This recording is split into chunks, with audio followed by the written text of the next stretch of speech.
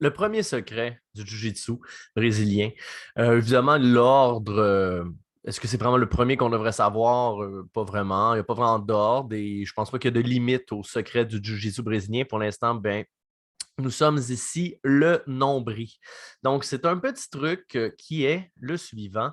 Vous voulez que votre nombril pointe votre adversaire et vous voulez que le nombril de votre adversaire ne vous pointe pas.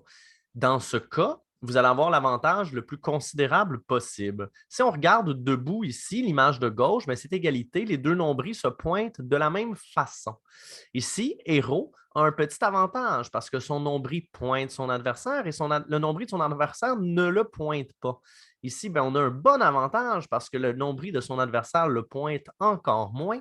Et finalement, on a la meilleure position possible, c'est-à-dire avoir le dos de quelqu'un quand votre nombril pointe la personne et le nombril de votre adversaire ne vous pointe pas du tout, en fait, pointe exactement l'opposé de vous.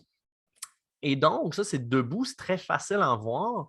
Et au sol, on veut justement ouvrir notre esprit pour être capable de toujours penser à ça. Je vous donne un exemple. Là, vous êtes en dessous de sign mount de quelqu'un. La personne est par exemple à votre droite. Vous voudriez, on va dire, vous êtes couché complètement sur le dos, votre nombril pointe le plafond. Ben, en fait, vous voudriez vous tourner vers la droite, vers votre adversaire, pour que votre nombril le pointe, donc être sur le côté. Votre adversaire, lui, voudrait vous tourner vers la gauche pour que votre nombril pointe la direction complètement opposée.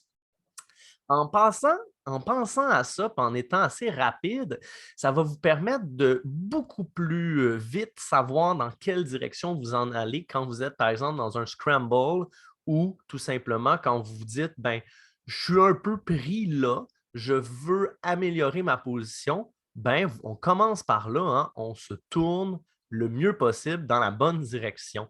Se tourner juste un petit peu avec nos hanches, c'est quelque chose qui est assez facile à faire, même quand on est bien pris. Donc, profitez-en, ça vaut vraiment le coup. Comme ça, vous allez être vraiment moins tordu ou justement, vous allez être de mieux en mieux dans la bonne direction. Évidemment, en MMA, en striking aussi, vous voulez toujours être face à l'adversaire, hein, et l'adversaire veut souvent être dans vos angles, donc aller chercher 45 degrés, des choses comme ça, c'est un classique. Ben, en Jiu-Jitsu aussi, c'est important à savoir. Donc voilà, c'est aussi simple que ça. Gardez ça en tête quand vous vous battez, ça va vraiment vous aider.